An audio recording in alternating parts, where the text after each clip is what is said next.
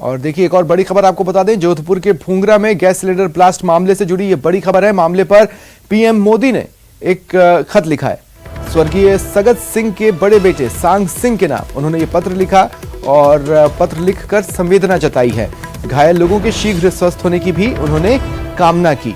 तो ये बड़ी खबर आपको बता रहे हैं इस वक्त की। देखिए जिस दिन ये घटना सामने आई थी उसके बाद कई लोगों को अस्पताल में भर्ती कराया गया, लेकिन उनमें से कईयों ने आपका हमारा साथ छोड़ दिया।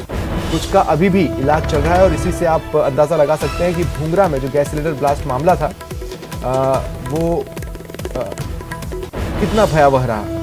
इस मामले में पीएम मोदी ने स्वर्गीय सगत सिंह के बड़े बेटे सांग सिंह के नाम एक लेटर लिखा है और लेटर लिखकर हम अपनी संवेदनाएं परिवार के प्रति जताई है और साथ ही जो लोग घायल हुए हैं उनके शीघ्र स्वस्थ होने की पीएम मोदी ने कामना की है। ये बड़ी खबर आपको बता रहे हैं। देखिए आज इस वक्त भी हादसे की भयावहता का अंदाजा लगाइए। अभी भी अस्पताल में इलाज करवा रहे हैं लोग। बहरहाल सहयोगी रंजन दवे इस वक्त मेरे साथ फोन लाइन पर जुड़ रहे हैं। रंजन, क्या जानकारी है? माह में यह दुखद हादसा हुआ था जिसमें कि तकरीबन 35 लोगों की इस हादसे में मौत हुई थी और लोग इसमें झुलसे थे जिनका कि जोधपुर के महात्मा गांधी अस्पताल में इलाज जारी था। और विवाह समारोह से जुड़ा पूरा आयोजन था जिसमें कि सगत सिंह उनके परिवार में उनके बेटे की शादी होने वाली थी, जिसमें कि यह गैस सिलेंडर का हादसा ब्लास्ट के कारण हुआ और कई लोग इसमें काल के ग्रास में समा गए। इसको लेकर के संवेदना व्यक्त की है। लगातार राहत पैकेज की घोषणा की गई थी, कई मंत्रियों के, कई राजनीतिज्ञों के दौरे भी हुए थे। इन सब के बीच में प्रधानमंत्री राहत कोष से भी राशि जारी हुई थी और उसके बाद में व्यक्तिगत तौर पर व्यक्त करने के नाते सगत सिंह के जो बड़े बेटे हैं सांग सिंह, उनके नाम से प्रधानमंत्री नरेंद्र मोदी ने संवेदना पत्र भेजा है और अपनी संवेदनाएं जाहिर की और दुख की घड़ी में साथ होने की बात कही है।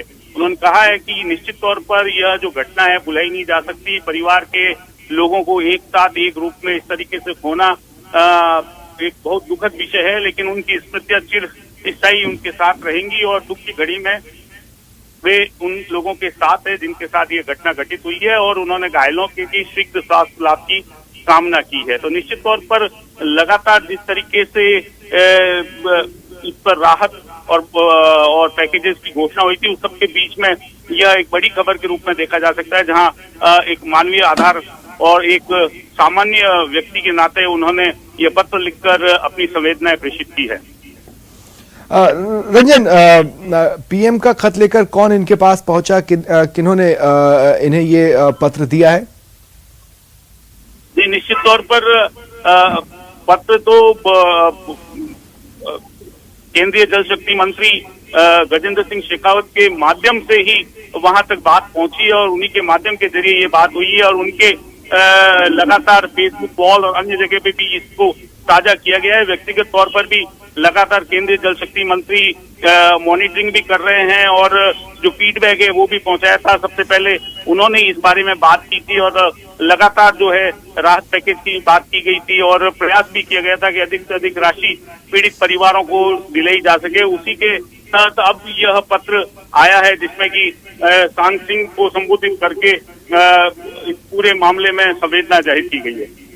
अब आप खत का मजमून बता सकते हैं?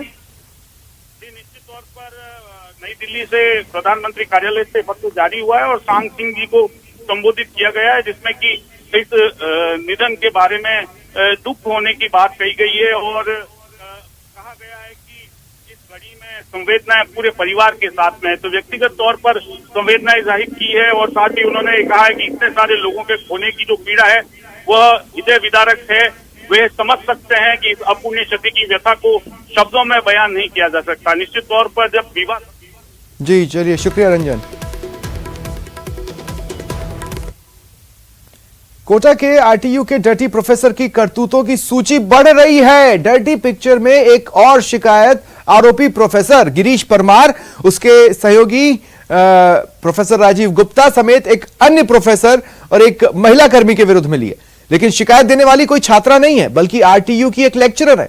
शिकायत के बाद यूनिवर्सिटी प्रशासन में हड़कंप मचा है। शिकायत के बाद आज एसआईटी की टीम ने यूनिवर्सिटी से जुड़े कर्मचारियों से पूछताछ की। पीड़ित लेक्चरर ने दादाबाड़ी थाने में एक शिकायत देते हुए बताया कि आरोपी डर्टी प्रोफेसर गिरीश परमार साल 2012 से उसे लगातार प्रताड़ित कर रहा है। कई बार अभद्रता का सामना करना पड़ा। कई बार गिरीश परमार ने छेड़छाड़ की, जिस वजह से वो डिप्रेशन में चल रही थी।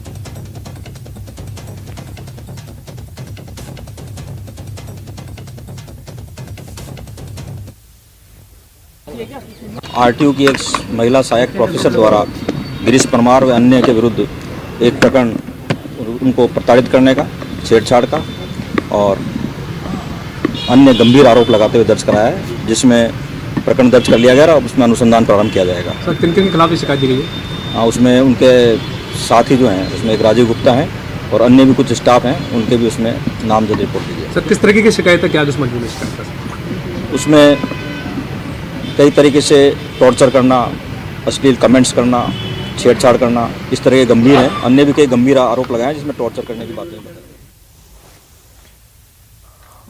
और इस मामले की गूंज विधानसभा में भी सुनाई दे सकती है। बीजेपी विधायक संदीप शर्मा ने इस संबंध में चेतावनी दी है।